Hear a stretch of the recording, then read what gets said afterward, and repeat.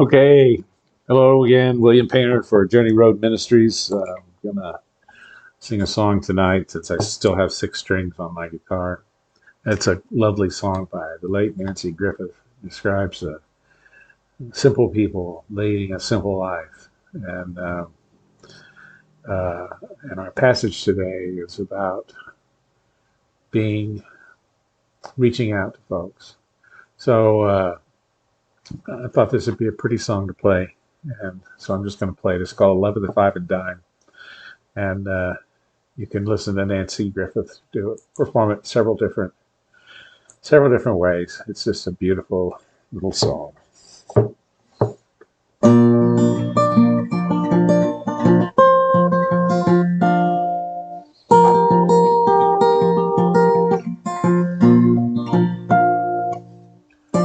Rita was 16 years, hazel eyes and chestnut hair. She made the Woolworth counter shine. And Eddie was a sweet romancer and a darn good dancer. Waltz the aisles of the five and dime. And they'd sing, dance a little closer to me, dance a little closer now, dance a little closer tonight, dance a little closer to me. Well, it's closing time and love's on sale tonight at this five and dime. Eddie played the steel guitar and his mama cried 'cause he played in bars, and he kept young Rita out late at night. So they married up in Abilene, lost a child in Tennessee, but still that love survived. 'Cause they'd sing, dance a little closer to me, dance a little closer now, dance a little closer tonight, dance a little closer to me, 'cause it's closing time and love's on sale tonight at this five and dime. One of the boys in Eddie's band took a shine to Rita's hand, so Eddie ran off with the bassman's wife. Oh, but he was back by June, singing a different tune, and sporting Miss Rita back by his side. 'Cause he'd sing, dance a little closer to me, dance a little closer now, dance a little closer tonight, dance a little closer to me, 'cause it's closing time and love's on sale tonight at this five and dime. Eddie traveled with the barroom band till arthritis took his hands. Now he sells insurance on the side. And Rita's got her house to keep. She writes dime store novels of love so sweet, and they dance to the radio late at night. And they sing, dance a little closer to me, dance a little closer now, dance a little closer tonight, dance a little closer to me, 'cause it's closing time and love's on sale tonight at this five and dime. Rita was 16 years, hazel eyes and chestnut hair. She made the Woolworth counter shine. And Eddie was a sweet romancer and a darn good dancer. They waltz the aisles of the five and dime. They waltz the aisles of the five and dime. They waltz the aisles of the five and dime. As Nancy Griffith says, going up. All right, I'll put the guitar down and take up today's passage. Okay, back to something a little more serious, I guess. Although I have to say that Rita and Eddie had a pretty serious life. A lot of things going on in that ballad. Today is our reading comes from Matthew 15, verses 10 through 20 and 21 through 28. Then he called the crowd to him and said to them, "Listen and understand. It is not what goes into the mouth that defiles a person, but it is what comes out of the mouth that defiles." Then the disciples approached and said to him, "Do you know that the Pharisees took offense when they heard you said that?" And he answered, "Every plant that my heavenly Father has not planted will be uprooted. Let them alone. They are blind guides of the blind, and if one blind person guides another, both will fall into a pit." But Peter said to him, "Explain this parable to us." Then he said, "Are you still without understanding? Do you not see that whatever goes in the mouth and enters the stomach and goes out into the sewer? But what comes out of the mouth proceeds from the heart, and this is what defiles. For out of the heart comes evil intention, murder, adultery, fornication, theft, false witness, slander. These are what defile a person. But to eat with unwashed hands does not defile." Jesus left that place and went away to the district of Tyre and Sidon. Just then a Canaanite woman from that region came out and started shouting, "Have mercy on me, Lord, Son of David. My daughter is tormented by a demon."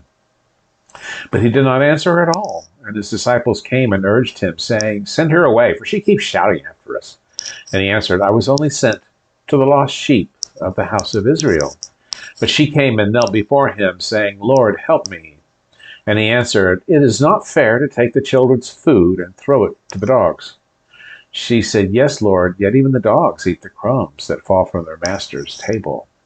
Then Jesus answered her, "Woman, this great is your faith. Let it be done for you as you wish." And her daughter was healed instantly. Thus endeth the gospel. Well, this is a great passage, and it's a passage that goes along quite well, I think, with our little Nancy Griffith song. Jesus is, you gotta admire the man's patience in dealing with this. Peter's like, "Can you explain this to us? We're not getting this." And Jesus is like, "He's still not getting this."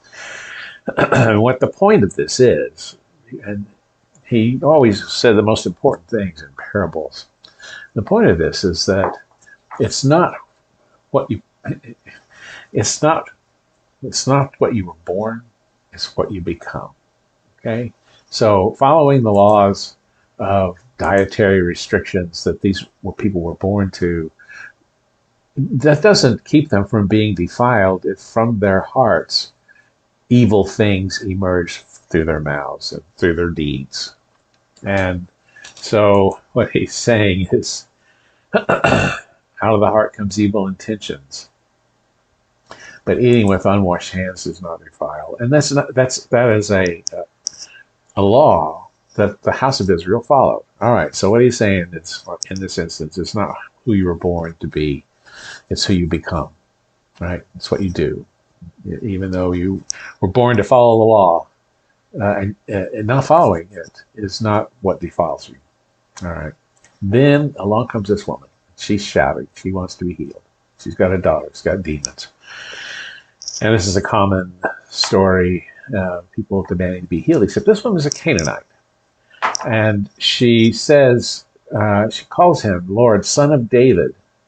And when she says Son of David, what she's really saying to him is that we share ancestry, that you and I share kinfolk in Canaan. And that's true, they did. And so she's really saying to him, look, we're related, so you should help me. And Jesus rejects that.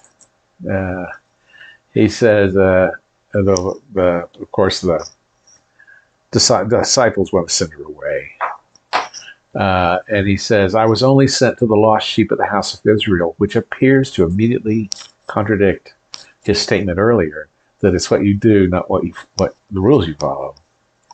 And she comes back and she says, Lord, help me. She doesn't quit. She doesn't say, oh, well, he's not going to help me, so, I'm out of here. No, she was the one who persisted. That woman persisted. And we see this women have to persist in order to have their voices heard, in order to be seen, in order to be recognized. They can't. A man raises his voice and everybody shuts up and listens to him, but a woman has got to be heard. She's got to be persistent. She's got to force herself to be heard. And so she does. She said, "Lord, help me." And then he says to her, and this, now we're getting into a kind of a little debate, and I think, I'm not a theologian, but I think that this is him extending the parable through actions. Because because now he's played the bad guy. He's played the bad guy. And he's saying, "No, I'm not going to help because you're not of the house of Israel." And he says, "It's not fair to take children's food and throw it to the dogs." Well, in her culture, dogs, and in Hellenistic culture and the Gentile cultures too, dogs were considered beloved pets, members of the family, much like we consider pets. I've got a dog, and he's a very silly animal, and I just love him to death, and he's a member of the family. He's a member of the family, just like I am, just like my wife is, just like my son is, just like my daughter is. He's a member of our family, and he demands time, he demands attention, he demands to be fed, and in fact, I think that he believes that my son and he are litter mates because he's jealous of my boy. If I go down and say, "Nathan, blah, blah, blah," the dog is like right in my face. Look, but what about me? But what about me? But what about me? Okay. And so when we sit down to eat, the dog is there and expects to be fed too. He expects to eat with us because he's a part of the pack. We say part of the family. In his canine mind, he's a member. We're a member of the same pack, and the pack eats together. And so I always give him a little something, because he's a member of our family. And this is the state. This is how this woman comes back. Even the dogs eat the crumbs that fall from the master's table.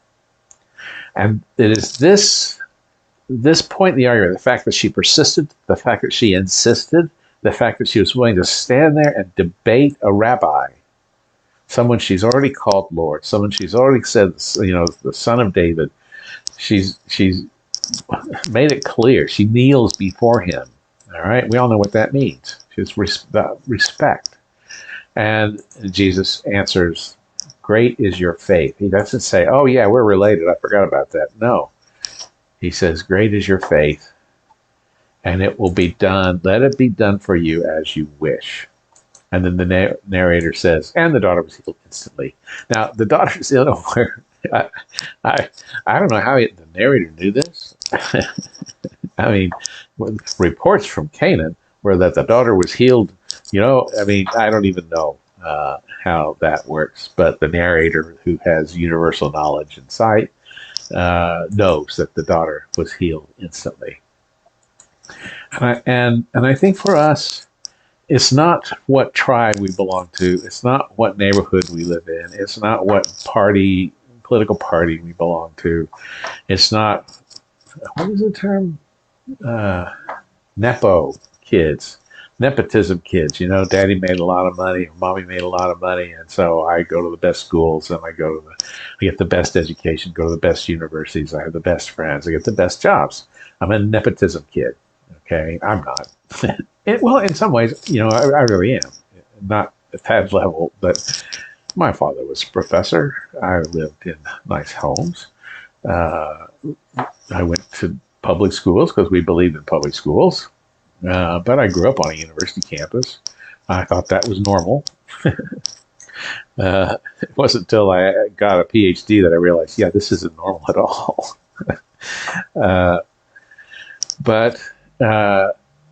But we know who the Nepo kids are. We know who they are. The Elon Musks of the world, the George Bushes of the world, the Donald Trumps of the world. He didn't make any money. It was old man Trump that made the money. And what Jesus is saying here is, it's not how you're born or what you're born to, it's what you do with your life. And this woman was persistent. and she was insistent, and she wanted her daughter healed, you know, and Jesus does heals the child, not because the woman has proven her relationship with him or proven her affinity. He does it because she has faith. How great is your faith? Because she had faith that if she kept trying, she would win, and she did, and that is why her faith is so great. And I think that for us, the lesson for us is that regardless of our birth station or our birth, I'm not even going to say rights, privileges, our birth privileges of being a white male, you know, or the birth privilege of being in the right neighborhood, or the birth privilege of belonging to the right church. That those things don't really give us anything. If anything, they give us a duty to share, a duty to uplift, a duty to facilitate change, a duty to see the will of Jesus and carried out. I was just reading about how evangelicals are really kind of tired of this weak Jesus that's always forgiving people and turning the other cheek, and they don't want to hear that part. They want angry Jesus, I guess. I don't think I could possibly ever understand. Well, I do understand it. It's nothing but narcissism. It's not Christianity. It's not being a Christian. But they believe that they're born to this, you know, and they don't have to do anything that's harsh or difficult or awkward or get their hands dirty or see things that are unpleasant. And they're wrong. They're just wrong. They're wrong and they're lost. And I don't know how they can be brought back, or if they can be brought back, or if they should be brought back. But I do know that they're not like me, and they're not like other Christians, real Christians that I've met. So I would encourage you to listen to the Nancy Griffith song. Simple girl, Rita, working at a Woolworth store. She's 16 years, and she likes to dance. Today I watched the husband calling, results of the husband calling contest at the Iowa State Fair. Apparently it is something that happens every year. I had never heard of it. And the woman who won it this year was 94 years old. And the way she called her husband, and many of the contestants it's like pig calling, you know, they really loud voice and all that kind of stuff. This woman, 94 years old, she calls her husband by name, and she said, "Come and dance with me. You know, there's a nice dance tonight at such and such a place, and we should go dancing. Come and dance with me." And it was so sweet. It was so lovely. And it made me think of this song by Nancy Griffith. And that song is about reaching out, about forgiveness, about love, about warmth, about suffering through times that are difficult. There's no hero in this Nancy Griffith song. They're just simple folk.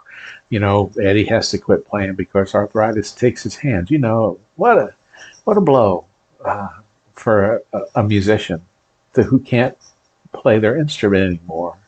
And yet they still sing, "Dance a Little Closer." That is faith, and that is the kind of faith that Jesus is talking about. So find yourself a dance partner, dance a little closer, and listen to that Nancy Griffith song. She was masterful. And I'll see you in 3 weeks. God bless and take care.